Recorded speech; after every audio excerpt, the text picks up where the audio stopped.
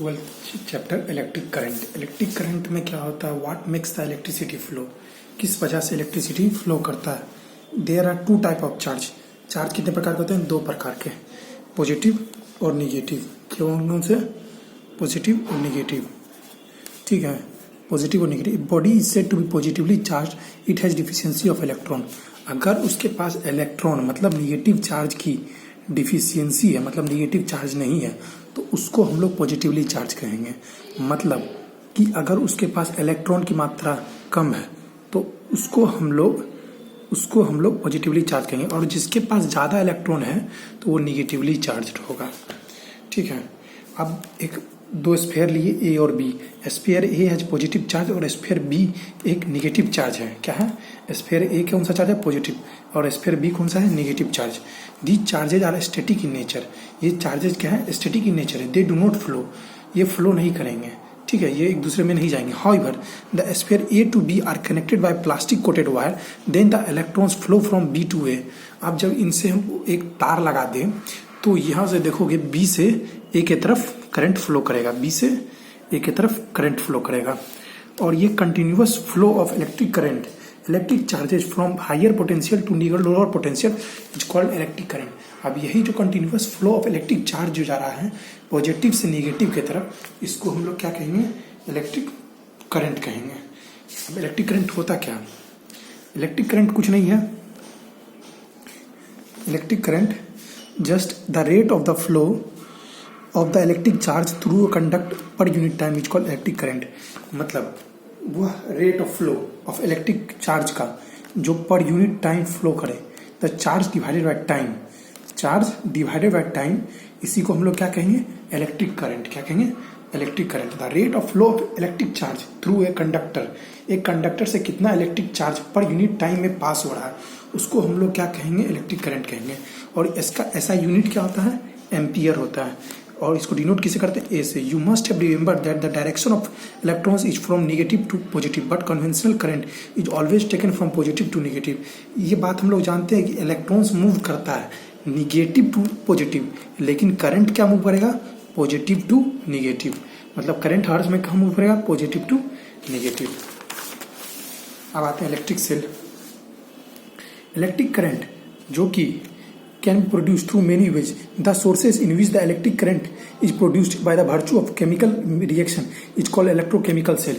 अब वह electric current जो किसी न किसी सोर्स से प्रोड्यूस हो रहा है, सोर्स से, उसको हम लोग क्या कहेंगे? इलेक्ट्रोकेमिकल सेल कहेंगे। अब प्राइमरी सेल आते हैं, सेकेंडरी सेल आते हैं, दो तरह के सेल होते हैं।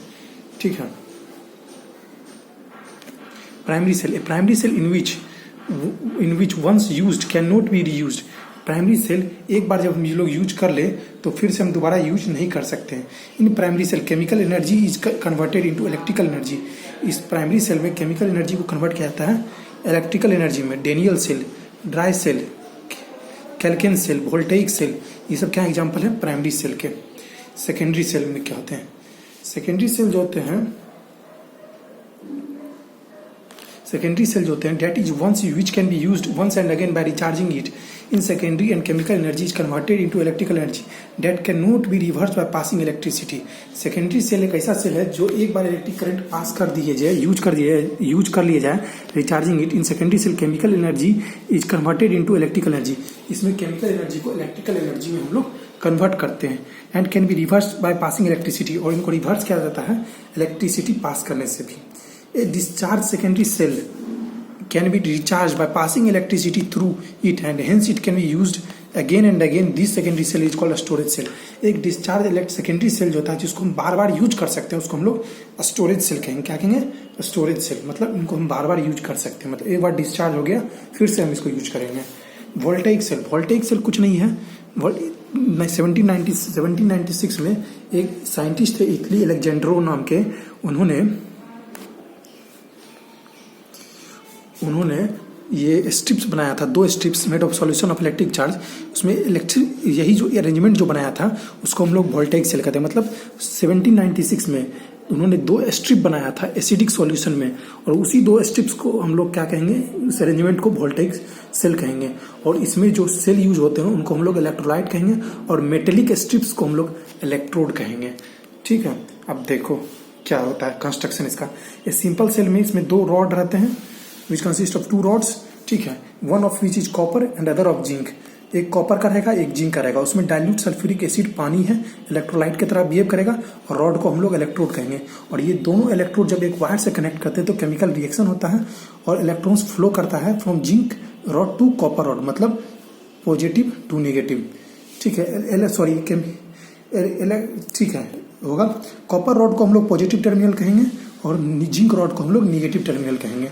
Electric current continuously decreases and after an time, electric current क्या होगा, कंटिन्यूअसली डिक्रीज करेगा समय गुजरने के बाद, जैसे जैसे समय बढ़ेगा। The flow of electric current stops, अंततः इलेक्ट्रिक करंट स्टॉप हो जाएगा। इस रीजन की वजह से सेल क्या है, गुड कंडक्टर है, गुड सोर्स है कि इलेक्ट्रिक करंट प्रोड्यूस करते हैं। देखो इसमें होता क्या है, पहले ये कॉपर है, एक तरफ कॉपर किसके तरह काम करेगा, पॉजिटिव की तरह, जिंक किसके काम करेगा, नेगेटिव की तरह, जिंक रॉड। कॉपर रॉड को हम लोग पॉजिटिव टर्मिनल कहेंगे, इसको हम लोग नेगेटिव टर्मिनल कहेंगे। देखो एनोड पे क्या होगा, कॉपर एनोड पे इलेक्ट्रॉन निकलेगा तो ये इलेक्ट्रॉन निकल रहा है, तो ये इलेक्ट्रॉन को निकाल रहा है, ठीक है। ये एनोड की तरह काम करेगा, ये इलेक्ट्रॉन ले रहा है तो ये कैथोड की तरह काम करेगा। तो कैथोड के ऊपर कौन सा चार्ज आ जाएगा, पॉजिटिव चार्ज, मतलब कैथोड इलेक्ट्रॉन 2 ले लिया है, इलेक्ट्रॉन ले रहा है, देखो तो ये कैथोड कौन सा होगा, पॉजिटिव चार्ज, ठीक है। In a simple voltaic cell zinc electrode becomes electron rich, zinc क्या बन जाएगा, इलेक्ट्रॉन रिच, ठीक है। And the copper become electron deficient, और कॉपर क्या रहेगा, इलेक्ट्रॉन डिफिशिएंट, मतलब इलेक्ट्रॉन की मात्रा उसमें कम रहेगी। Due to this electrons flow from zinc electrode to copper electrode, electron कहाँ से फ्लो करेगा, इलेक्ट्रॉन फ्लो करेगा जिंक इलेक्ट्रोड से कॉपर इलेक्ट्रोड, और करंट कहाँ से जाएगा, कॉपर से ये यहाँ जाएगा, क्या कहते हैं, जिंक। देखो zinc continues to react with sulphuric acid, zinc sulphuric acid के साथ रिएक्ट करेगा, ठीक है। Even when not in use, जब यूज नहीं हो रहा है तो भी यूज होगा। Thus there is wastage of zinc in the cell, इसीलिए जिंक का वेस्टेज होता है, इसका यह डिसएडवांटेज है, ठीक है। हाइड्रोजन गैस बबल होता है, डिपोजिशन ऑफ कॉपर इलेक्ट्रोड पे हाइड्रोजन गैस का डिपोजिशन होगा, जिसकी वजह से ये इसका ड्रॉबैक है, हाइड्रोजन गैस कॉपर के ऊपर डिपोजिट हो जाएगा, जिंक के ऊपर यहाँ का जिंक का वेस्टेज होगा जब यूज नहीं हो रहा है तब भी। अब आते हैं dry cell.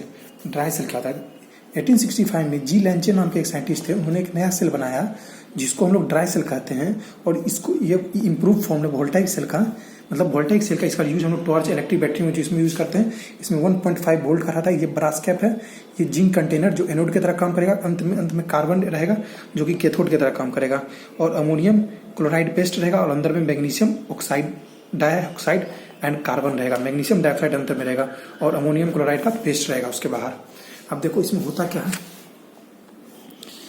Dry cell consist of carbon rod. Dry cell में क्या रहता है, कार्बन रॉड रहता है, वो इंसर्टेड रहता है ब्लैक कलर्ड पाउडर में, और ये पाउडर होता है, इसमें मैग्नीज डाइऑक्साइड रहता है और कार्बन रहता है इस पाउडर में, ठीक है। द पाउडर को एक स्मॉल मुस्लिन बैग में रखा जाता है, और ये मुस्लिन बैग के ऊपर जिंक कंटेनर रहता है, बाहर में जिंक कंटेनर का कोटिंग, अंदर में कार्बन रॉड, और फिर उसके ऊपर अमोनियम क्लोराइड पेस्ट, और अंदर में जाके मैग्नीज डाइऑक्साइड, ठीक है। और ये जिंक कंटेनर जो होता है प्लेस्ड होता है लीक प्रूफ कवर पे, किस पे, लीक प्रूफ कवर पे ये जिंक कंटेनर रहता है। Zinc container is placed in a leak proof cover and the top of the sealed with pitch, और इनका टॉप कैसा रहता है, पीच सील्ड पूरा पीच सील्ड रहता है। जिंक कंटेनर यहाँ पे एनोड की तरह काम करता है, और कार्बन रॉड यहाँ पे कैथोड की तरह काम करता है, मतलब कार्बन रॉड कैथोड की तरह काम करेगा और जिंक एनोड की तरह काम करेगा, और ब्रास कैप इसके ऊपर लगा रहता है। और जब इस सेल को इलेक्ट्रिक डिवाइस से कनेक्ट करते हैं तो केमिकल रिएक्शन टुक प्लेस होता है, मतलब केमिकल रिएक्शन होता है यहाँ पे, और इलेक्ट्रिक करंट प्रोड्यूस होती है। मतलब इसमें सिंपल सा बात है, एक ब्रास कैप ऊपर लगाएंगे, जिंक कंटेनर एनोड की तरह काम करेगा, फिर उसके बाद कार्बन रॉड रहेगा जो कि कैथोड की तरह काम करेगा, अमोनियम क्लोराइड का पेस्ट रहेगा जो कि प्रोटेक्शन करे रखता है, और अंदर में सॉल्यूशन होता है मैग्नीशियम डाइऑक्साइड का और कार्बन का।